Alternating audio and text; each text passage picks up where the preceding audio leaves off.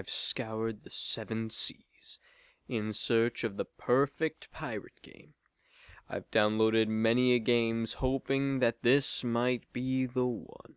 Until I found it. The best pirate MMORPG the internet has to offer. The jewel on the crown of the pirate genre. Pirates of the Burning Sea.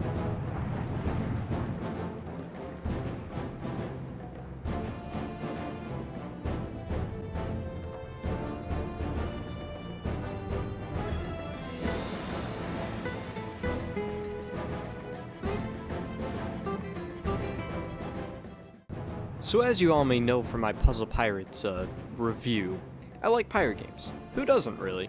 And if you're like me, you've probably hunted for days on end trying to find the best pirate game out there, only to end in disappointment of a lot of wannabe pirate games. One day, my friends stumbled across this game known as Pirates of the Burning Sea. Burning Sea was previously published by Sony Online Entertainment, which I'm sure you're all familiar with. But as of 2013, Burning Sea broke off and became a self-published title. So, what makes this game so unique from all the other pirate games out there? Well, let's just have a look, shall we? Burning Sea is a game based a lot around ship combat. That's not to say there's no swashbuckling and brawling to do, though. But Burning Sea's gameplay strength is clearly ships. I'll talk about this a little bit more later, though. Starting out, I was impressed by the customization, and actually I was able to create a nice looking character I actually wanted to make. Another cool thing about this game is the faction system. You can be Spanish, French, English, or even just a straight up pirate. That's right, being a pirate is an actual option. No beating around the bush here. So naturally my friends and I became pirates. After a tutorial and some running around, you're in the ocean, the open world of the game, where you can sail pretty much all of the Caribbean. One cool, but also kind of annoying thing about the game is the actual openness of the world. It's actually kind of cool to see a huge open area with no land in sight while sailing, but then again it's also a bad thing because it can make the game seem very boring and tedious. In fact, a lot of players just leave their computers while sailing long distances. It's even worse when you're against the wind. Now onto the ship combat, the pinnacle of this game. The ship combat is really awesome. The game gives you a good balance of both challenge and fun. The combat is pretty basic at first glance, but becomes more advanced and strategic the further you progress. At the start, you'll probably just find yourself lining up shots and taking them. The further away you are, the less likely you are to hit. Pretty basic. Later, you'll gain skills, buffs, and all sorts of things to help you out in combat. Plus, you'll be fighting ships with more cannons, more crew, and possibly even more ships to back them up. Playing with friends makes this combat system even better. There's also the option to board. If you slow and cripple your opponent, you can actually board them and face them in a sword fight. Besides missions, this is pretty much the only place sword fighting comes in, though. Speaking of the combat, there are also different styles of fighting as well. Some not even using just swords, but pistols as well. You have the option to pick any of them, but from what I've been told, fencing is the best fighting style. Oh, and if you're a pirate, I'm not sure if any of the other factions enjoy this luxury, you actually have a chance to scavenge the deed of the boats you defeat. Then, once you meet the requirements, you can actually customize it and make it your own boat.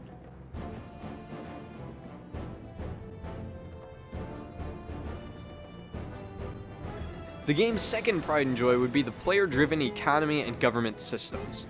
Players can actually set up shops and warehouses in ports to create and sell resources to other players. I personally have a fine lumber yard and warehouse set up in Grenville, but sadly I have to take my cargo elsewhere to sell it, because apparently the faction in control of Grenville hates me. Societies, Burning Sea's guilds, can actually take over and govern ports. Players can fight for control of ports and even change up the faction ownership of them. This is really cool, but it's almost pointless to pursue unless you're already in a position of power. The odds of you actually somehow getting a port under your control are very slim. Though, my biggest complaint with the game would have to be that this is basically where all the features end. Besides the fighting, there's actually very little for a casual player to do. Though it's fun for a while, the game's shimmer and shine wear off after a few levels. Sure, you'll find yourself jumping back on every once in a while to enjoy another round of ship combat, but once you take a step back and look at it, there's really not much to do. Really all there is fighting ships, doing missions, dabbling in the economy, or joining into PvP if you're into that kind of stuff. The game really lacks a good variety of features to play with. I mean, there's potential for role-playing if you can find a group to role-play with, but besides that, what else is there to do? Now, I don't want to leave all these complaints without giving some recommendations.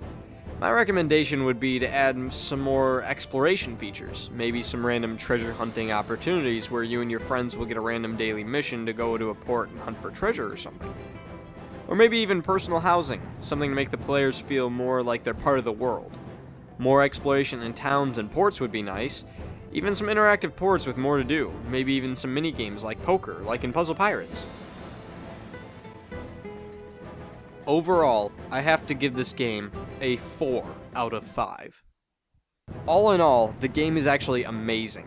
I know it sounds like I have a lot to complain about, and in some senses I do, but if you're really itching to play a really good pirate game, I'd honestly recommend this game.